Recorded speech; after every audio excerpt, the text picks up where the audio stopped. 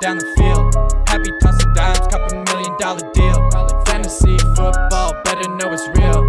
Tune into the podcast, tell us how you feel. We be going live, best believe we talk. What's up, everyone? Welcome back for another episode of the Fantasy Football from Up North podcast.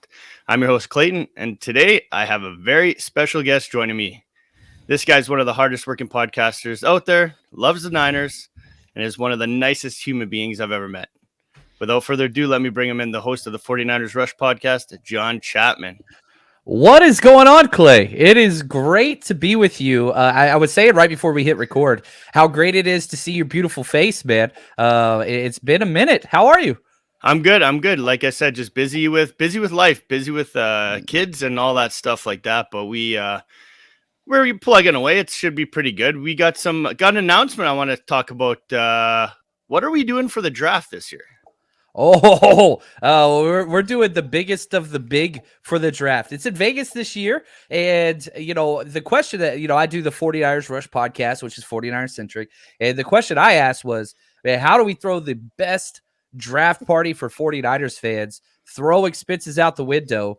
So we rented a club on the Strip at Mandalay Bay, like a real kind of like posh whatever club. And we reached out to some 49ers players. So we got Fred Warner and Elijah Mitchell coming out to hang out with us. We're going to be broadcasting live through the entire day 1 and day 2 of the NFL draft. Giveaways, open bar, open food. It's going to be incredible. And if you want to participate in that, and, Clay's going to be there, I'm going to be there, lots of people, Eat Sleep Fantasy's going to be there. It's going to be incredible. Head to 49ersrushroadtrip.com if you want to get those tickets. 49ersrushroadtrip.com.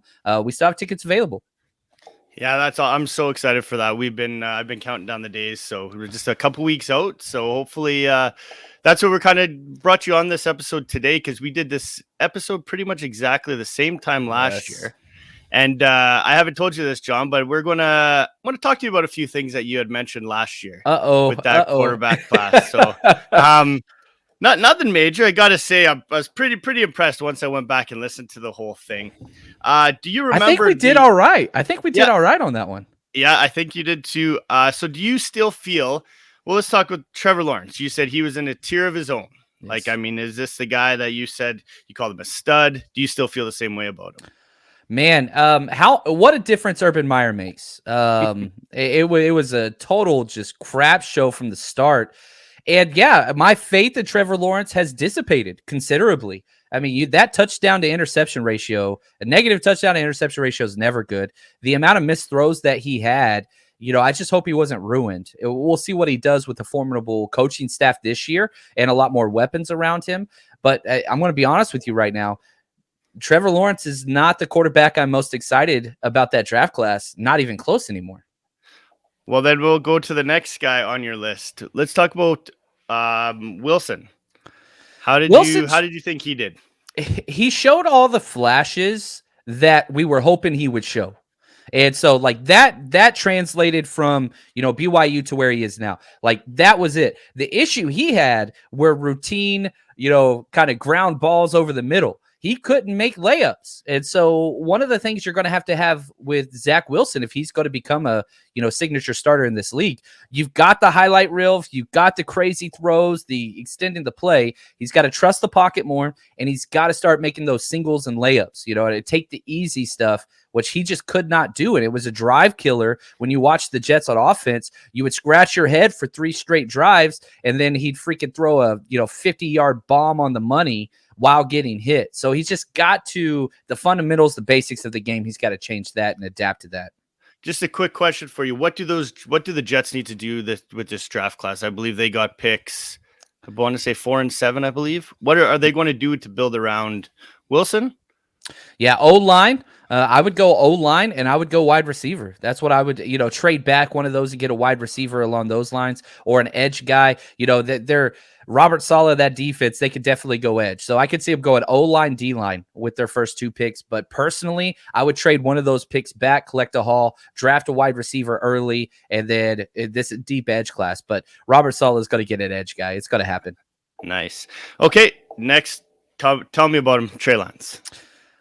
What we saw and it was limited, right? He only had 2 starts. One was Arizona, and his throwing hand, he had a broken finger, and that struggled, but still saw some things. Almost beat Arizona when they were the best team in the NFL on the road.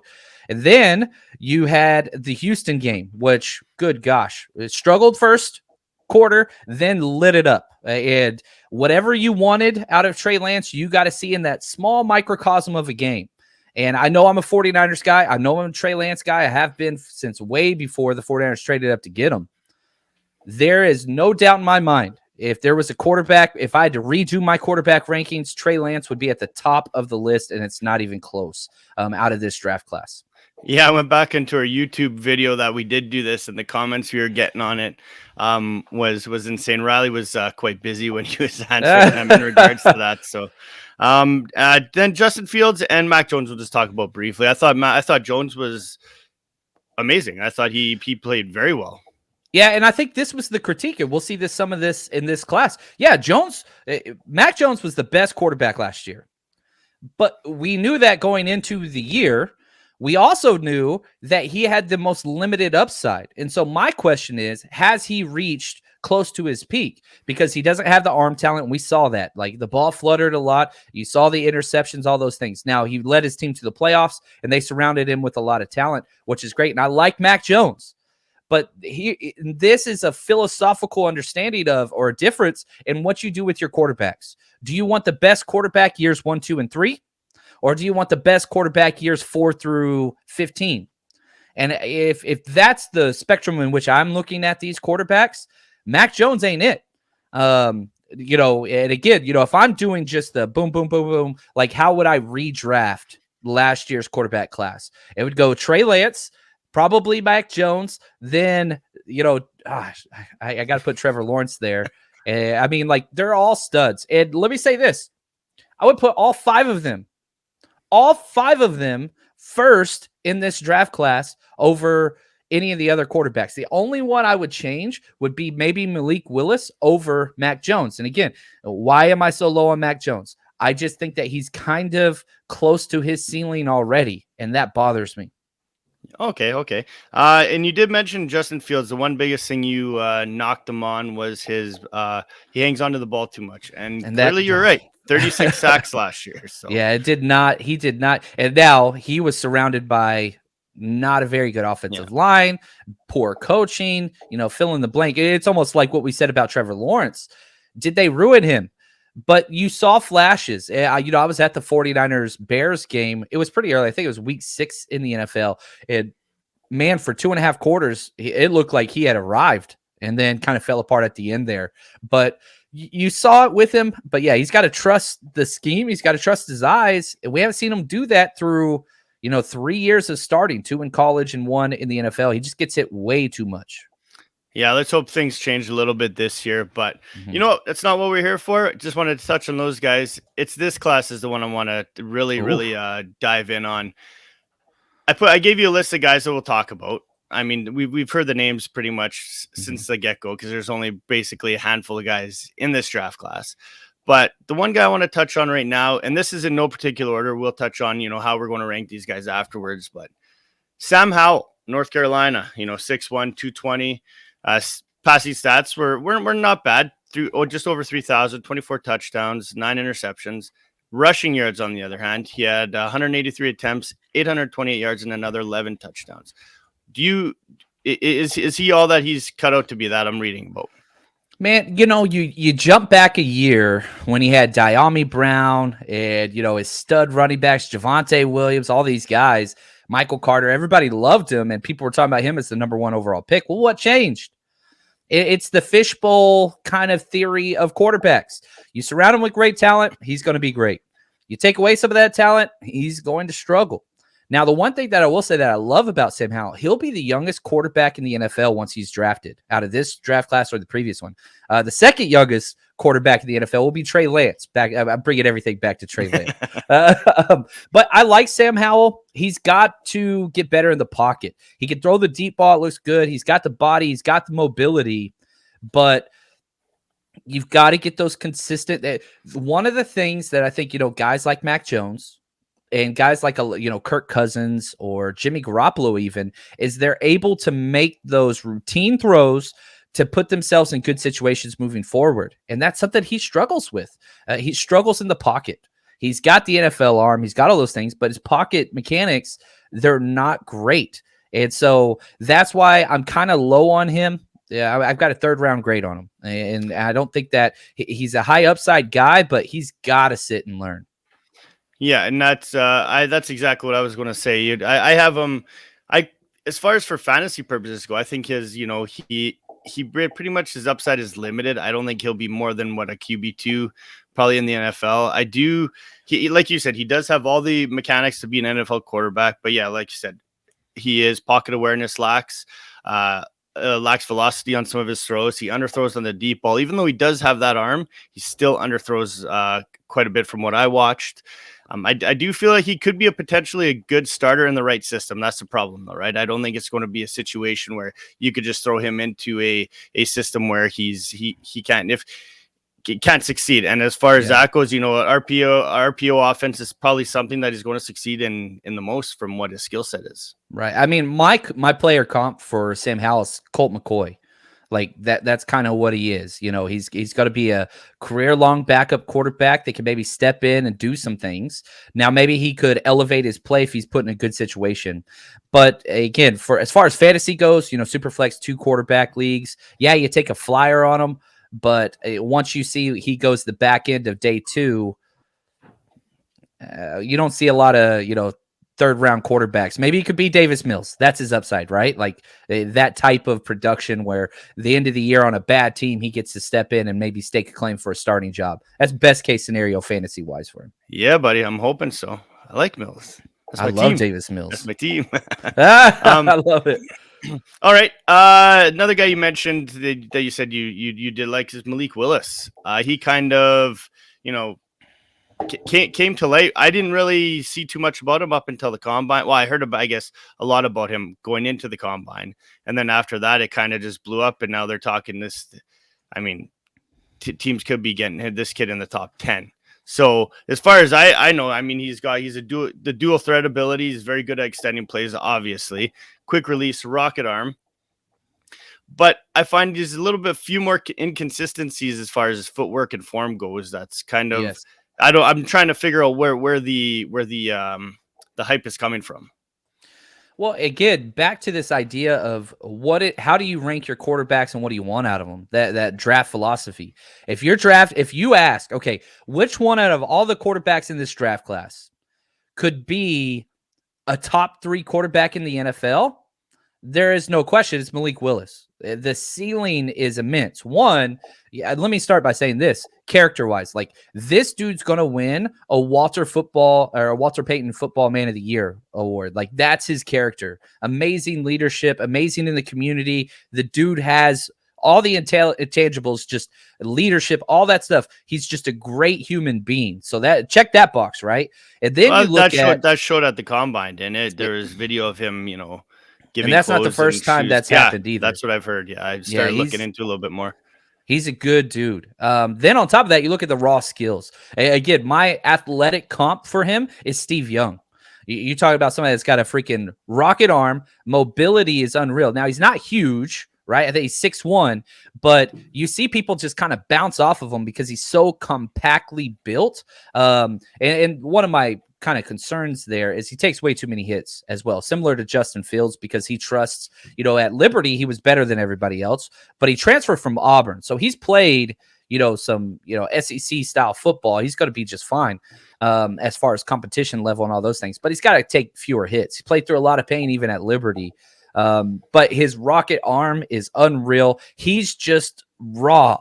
You got to get to the point where he doesn't second guess his vision in the pocket and can deliver from that platform.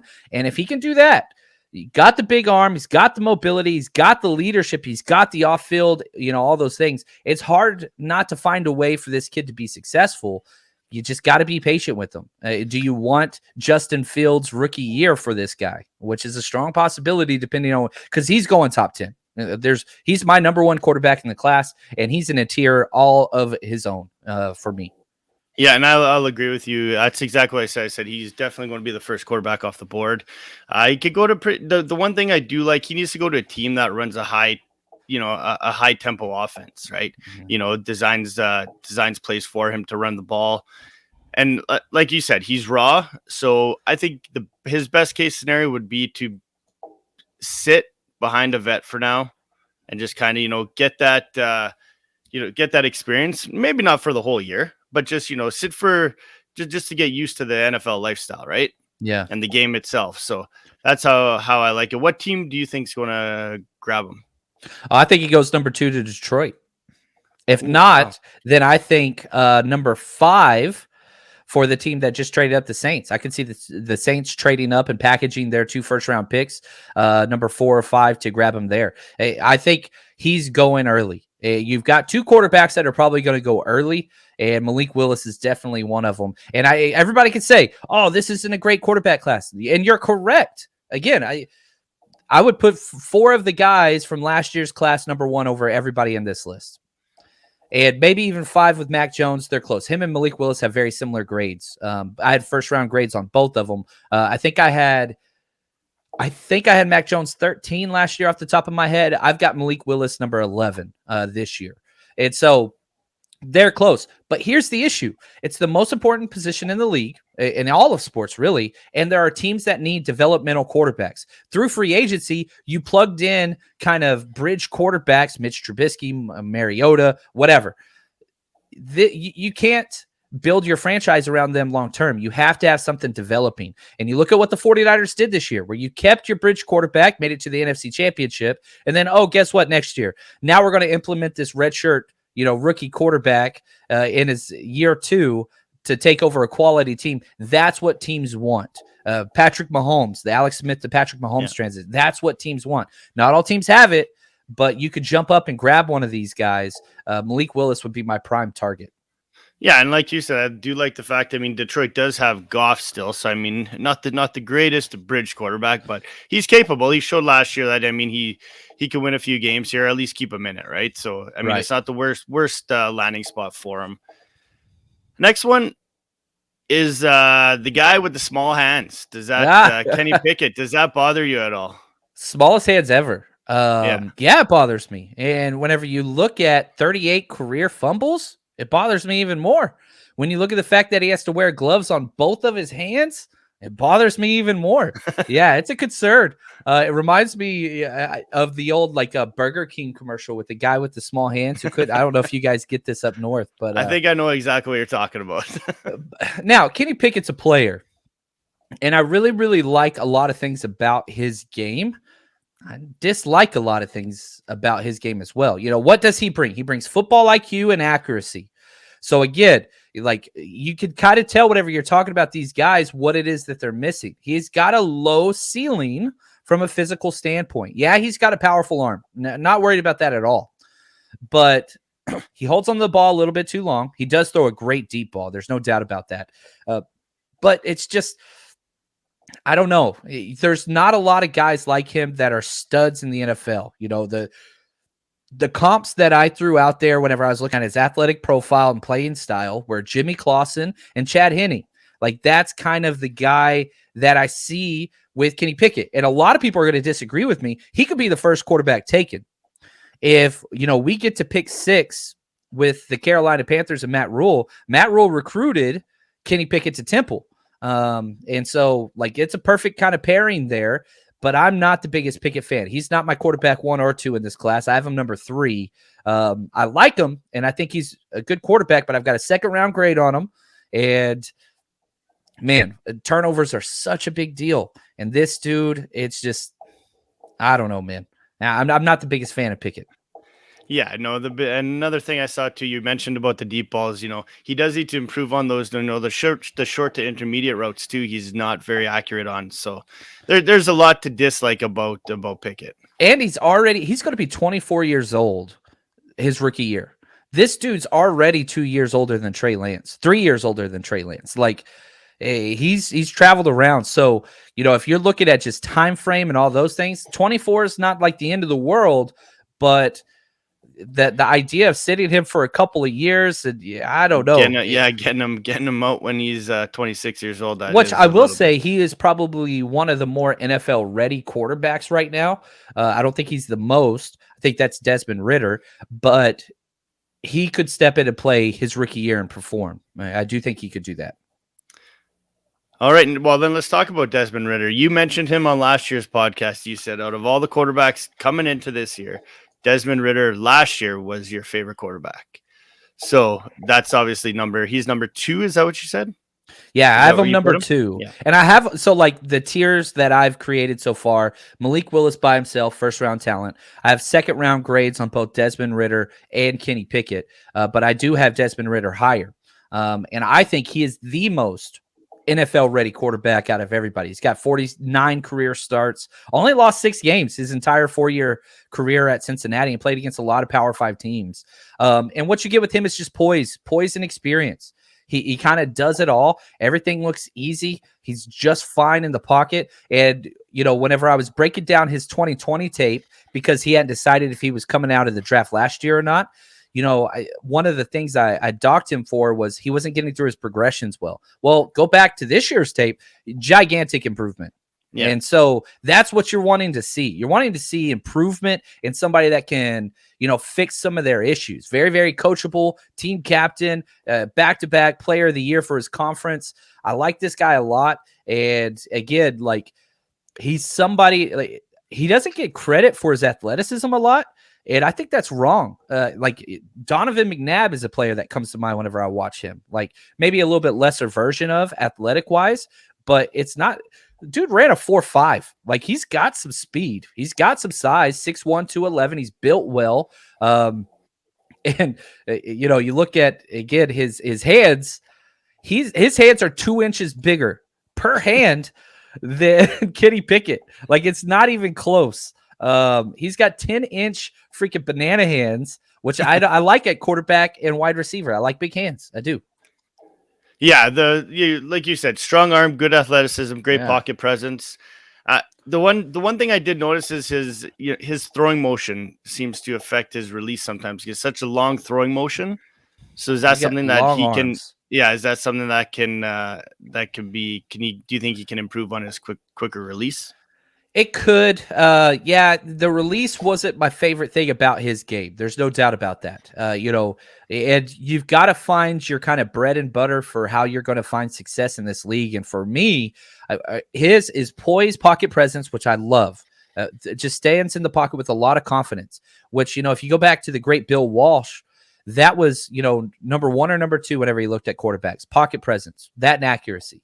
And this guy, it doesn't seem hard to translate to the NFL that he can win from inside the pocket, and he's got the 4.52 speed in the 40-yard dash to adapt if things go poorly. So I don't think he's your true dual threat quarterback. He's not going to be in that Lamar Jackson, Kyler Murray, whatever, but it's there if he gets into trouble. And that's what I like, escape hatch type of mobility.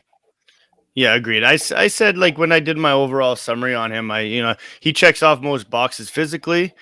Does need some improvement, but I mean, just like all these quarterbacks do. And I could see him getting drafted, not necessarily to start, but I can see him going into training camp and them having no choice but to give this kid the starting job. Right. Yeah, I like him. I think. Personally, if I was drafting and if I was a GM, this would be somebody I would target at the end of the first round because you get that extra 5th year out of him. And so I like him far more than Kenny Pickett. Nice. Okay. Last big name we should talk about is Matt Corral of Ole Miss. Yeah. Matt Corral, he's the wild card. He's kind of the Joker of this whole entire class because one, he's coming out of the weirdest system ever. And so it's so hard to grade quarterbacks watching that. It used to be at Baylor, right? And then it was at Tulsa. Now it's, at Ole Miss. It's at Mississippi State. It's just a weird ass scheme that is almost impossible to grade and translate to the next level. But the dude, he just makes plays. It's like Jay Cutler-esque, where it's just sometimes he'll make a throw and you're just whoo, where the hell did that come from? It's just, again, the consistency's not there. The production's there. All the live arm. He's got the competitiveness. He's a fun guy. He's a locker room guy, all that stuff. But, like, it's funny, whenever I was talking about, like, my player comps, you know, and kind of the players, Allen Iverson kept coming to mind. Like, that's what it reminds me of. Like, this dude just, nobody told him he's not supposed to do these things. What's that going to translate to? I don't know. The injury definitely doesn't help, but he's a wild card, and he's somebody that's going to be starting or out of the league in 3 years. Like, there's no middle ground here. It's just, are you a riverboat gambler or not? Because if you are, you're going to like this kid. If not, run and hide. Yeah, he's got all the like all the right. Although he is undersized a bit, but I mean, you talk about the mobility. It's not an issue. You know, the quick release, the arm strength's all there, but he is reckless at times too, right? So, yes. I mean, that's, I think, what you're talking about when you're talking about a guy that could be out of the league in 3 years. And he did. He ran a very, very weird offense in college that I don't think they necessarily run at the NFL level. No, they don't. It's similar to, you know, like the Carson Wentz, okay? Like his physical things have nothing to do with Carson Wentz. I'm talking mental decision-making process at the quarterback position. Like, you saw 2 teams run Carson Wentz out of town as fast as they possibly could, not because of, you know, his physical traits, but because of the mental ones. And I think if you could get a coach that is strong-willed and confine that and allow that to develop over time, then I think you could have some success. But if you throw him in a system and let him kind of do his thing, I mean, it's going to be kind of Drew Lock type story. Like, that's what it's going to be.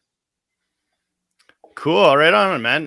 Well, those are the top 5 guys that we've been hearing about pretty much through this whole going up to the draft. Another guy I kind of been looking at is not the most mobile quarterback, Carson Strong out of Nevada. This guy, I love Have Nevada. You seen his rushing stats? Have you seen his rushing stats? 51 attempts for negative 208 yards. It's pretty great. Like, it reminds me of like receptions past 40 years old, and I'm gonna butcher this. You guys can look it up. Like, you have Jerry Rice, who had, you know, like 1,500 yards after, you know, the age of 40. The number 2 player in the NFL and the number 3 player in the NFL after they're 40 with receptions is Tom Brady and like Brett Favre, like, because nobody ever lives that long, and they're negative yardage, right? Like, on both of them. Like, this guy's crazy. Multiple offensive player of the years. He's 6'3", 226, looks the part exactly that you want, and he's fun. It's just, again, you're playing with fire. You know what I mean? Like, Mason Rudolph, this tall, kind of big, whatever, but like, there's something missing in the stew. Like, it's missing something.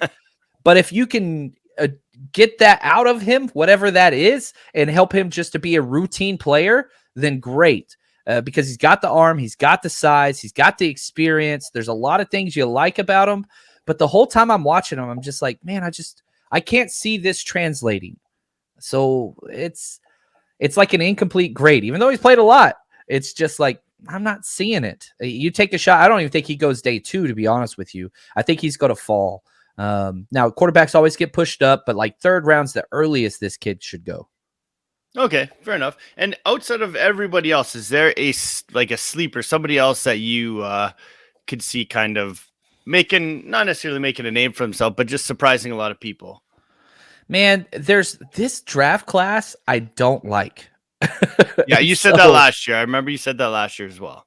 Next year's going to be good as well. Now, one player that I will say that is intriguing to me, we're going Kent State, baby. Dustin Crum. And he's just one of those guys that I think is interesting because of his speed and some of those things. Like, he ran a 4.7, but whenever you watch him on tape, he's fun watch. And like, I want somebody that makes me want to get my popcorn ready and all those things. I don't think it's going to translate. He might not even be drafted, but if I'm taking a swing on a late round guy and I need an extra quarterback at can't body, like, this is kind of like a Cooper Rush type quarterback that I could bring in, and let's just see what happens. Let's see if he can kind of catch on. So Dustin Crum out of Kent State, I think that would be a fun one to keep an eye on.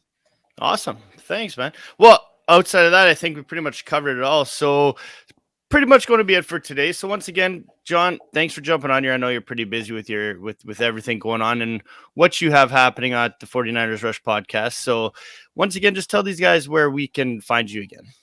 Yeah, I'm probably most active on Twitter and YouTube. Twitter, my handle is at JL_Chapman. If you like film breakdowns and film cut-ups, I put a lot of stuff over there. And then again, if you're trying to learn more about football and you love the NFL draft, our Patreon page is probably the best spot because I think we have 300 plus video breakdowns. We have the all 22 coaching tape, and I kind of walk you through scheme, players, draft prospects, all that stuff. So if you just type in 49ers Patreon, or the first link that comes up, check it out over there. As soon as you join, you get access to everything. 100% guarantee money back if you don't like it. So if you check it out and you don't like it, just message me, complete refund, no issues. Those are probably the best two places to get involved and learn a little bit more about football and why I like these prospects as much as I do. So yeah, there we go. That's awesome. Okay, well, thanks again for listening, everybody. And till next time, peace. Clayton caught a big skin running down the field. Happy tossing dimes, $2 million deal.